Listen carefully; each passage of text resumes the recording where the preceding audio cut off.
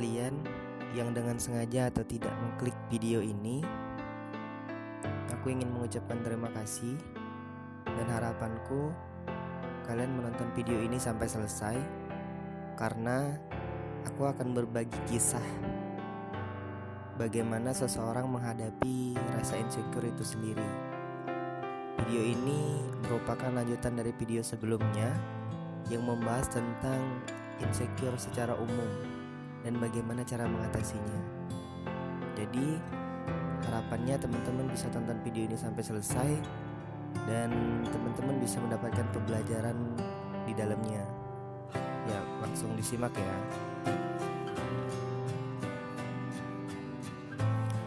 Di antara kita pasti punya pengalaman tak terlupakan soal berusaha menjadi seseorang yang lebih baik.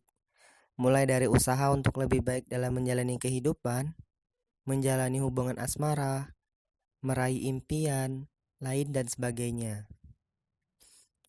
Ada perubahan yang ingin atau mungkin sudah pernah kita lakukan demi menjadi pribadi yang baru. Namun, proses perubahan yang kita lakukan terhambat oleh rasa insecure terhadap diri sendiri. Perasaan yang tidak percaya pada diri sendiri bahwa kita bisa menjadi lebih baik. Oke. Kali ini aku akan kembali membahas tentang insecure, yang merupakan lanjutan dari video sebelumnya. Namun kali ini aku akan membahas insecure berdasarkan kisah secara singkat. Kisah ini aku dapatkan sewaktu aku duduk di bangku perkuliahan. Sebelum kalian mendengarkan lebih lanjut, aku ingin memberi saran ketika mendengar podcast ini, lebih baik kalian menggunakan headset agar suara yang diterima bisa lebih jelas. Insecure. Kata itu adalah alasanku menangis di beberapa kesempatan. Setiap melihat Instagram dan melihat foto atau Instastory yang menunjukkan momen wah atau penampilan yang lebih oke, mendadak rasanya ingin menonaktifkan akun. Setiap bertemu teman yang lebih mapan dan sukses, ingin rasanya mengurung diri saja di kamar. Perasaan serba merasa kurang dan tidak lebih baik dari siapapun menjadikan diriku pribadi yang begini-begini saja. Ini bukan cerita mengada-ngada. Awal mulanya adalah di tahun 2019. Dan itu merupakan tahun puncak di mana aku benar-benar sering merasakan rasa sedih. Merasa dunia membenciku, merasa keberuntungan selalu berpihak untuk orang lain. Dan merasa lainnya yang membuat aku menjadi pribadi yang sulit untuk merasa cukup. Karena hal itu, akhirnya aku kerap kali curhat dengan beberapa temanku. Beberapa menyarankan aku untuk bersyukur saja. Beberapa menyarankan untuk berkonsultasi dengan psikiater. Singkat cerita, aku menemukan kembali hobi lamaku, yaitu journaling. Treatment ini sangat sederhana, tapi sungguh membuat keadaan hatiku lebih lega dari sebelumnya. Journaling ini tidak melulu berbentuk narasi, namun list bersyukur of the day yang aku dapatkan dari pagi hingga sore hari. Untuk hal ini, aku benar-benar mencari apa yang membuatku bahagia dan bersyukur hari ini tanpa mengingat apa yang membuatku marah atau bersedih. Gairah semangat pun kembali. Pertengahan 2019, aku mengikuti sebuah ajang di kotaku. Untuk beberapa orang yang menganggap ini biasa saja, aku menganggapnya ini luar biasa. Kenapa? Karena aku harus bertanding dengan rasa takutku sendiri. Tujuan lain dari mengikuti ajang tersebut juga ingin membuktikan sampai mana kemampuanku saat ini. Selang beberapa tahap berlalu, akhirnya aku gagal di tahap semifinal. Padahal waktu itu, aku sudah sangat optimis dengan perjuanganku. Hasilnya, aku bukannya merasa lebih baik, tapi justru menjadi lebih insecure dari sebelumnya. Ambisi terlihat menyenangkan dalam imajinasi, tapi kerap kali juga menyiksa. Tekanan kita untuk diri kita sendiri agar menjadi yang terbaik, kadangkala tidak lantas membuat kita menjadi lebih baik. Ternyata yang membuatku semakin insecure adalah aku sedang berkompetisi dengan orang lain, bukan dengan diriku sendiri. Aku selalu memberi pressure. Aku harus lebih baik daripada orang lain, bukan aku harus lebih baik dari diriku yang sebelumnya. Setelah aku pelajari diriku sendiri, ternyata penyebab insecure adalah terlalu tingginya ekspektasi kita terhadap diri kita sendiri. Dengan kata lain, terkadang ekspektasi tidak sama dengan kemampuan jiwa dan raga kita dalam memenuhinya. Maka, mengenali potensi diri, batas dan menyayangi diri sendiri adalah kunci ketenangan dan kebersyukuran kita dalam menjalani hari-hari. Dalam perjalanan melawan rasa insecure, aku jadi satu punya kata kunci dalam membangun ambisi. Mengenali potensi diri adalah hal yang sangat penting untuk improve diri kita ke depannya. Kemarin-kemarin, aku sering ngobrol sama orang lain. Tapi, kapan sih aku ngobrol sama diriku sendiri? Ambisi yang kubuat itu justru tak ada yang tercapai.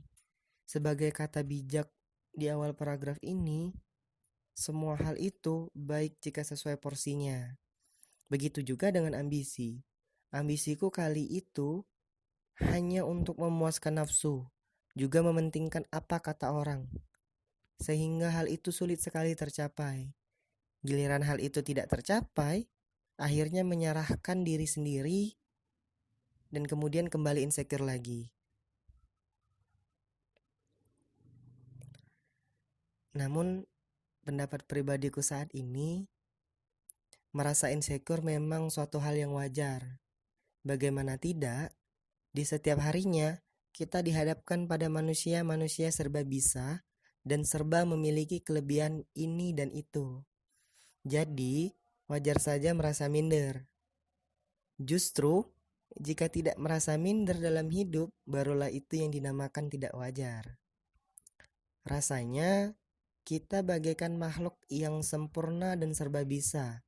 Meskipun hal itu terbilang mustahil, tapi yang perlu saya katakan di sini adalah biasakan agar perasaan insecure itu cukup hinggap sesaat pada diri kalian.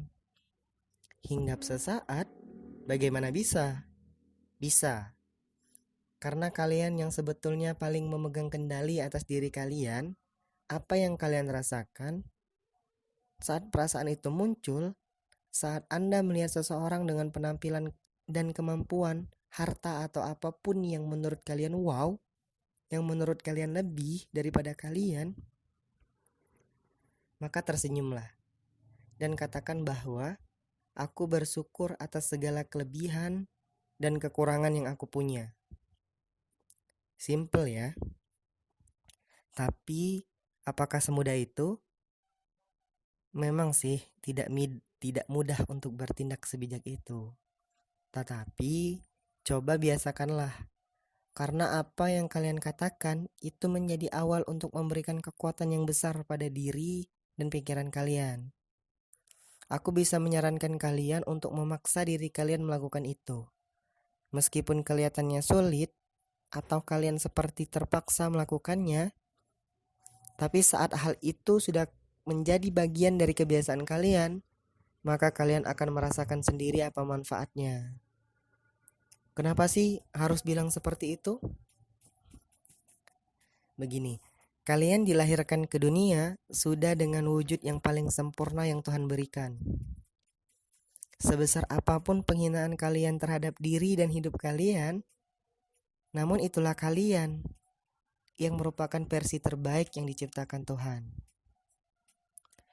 Kalian dengan orang-orang yang kalian temui di setiap harinya, entah bertemu secara langsung atau para strangers yang hanya pernah kalian lihat wajah dan hidupnya di internet, kenyataannya sudah memiliki rezeki dan porsinya masing-masing. Jika kalian pernah mendengar kalimat bahwa setiap anak yang lahir ke dunia telah memiliki jalannya dan rezekinya masing-masing, maka aku akan katakan bahwa itu sangat benar. Tidak perlu kalian iri atau mencari-cari kelemahan. seseorang dan serta merta membanding-bandingkan diri kalian dengan orang lain. Karena toh kalian tidak akan pernah menemukan titik akhir. Biarkanlah kalian hidup tanpa bayang-bayang. Ingin menjadi seperti orang lain? Biarlah kalian dengan hidup dan masa depan kalian. Dan orang asing itu juga dengan hidup dan masa depannya. Tuhan tidak pernah tidak adil, bukan?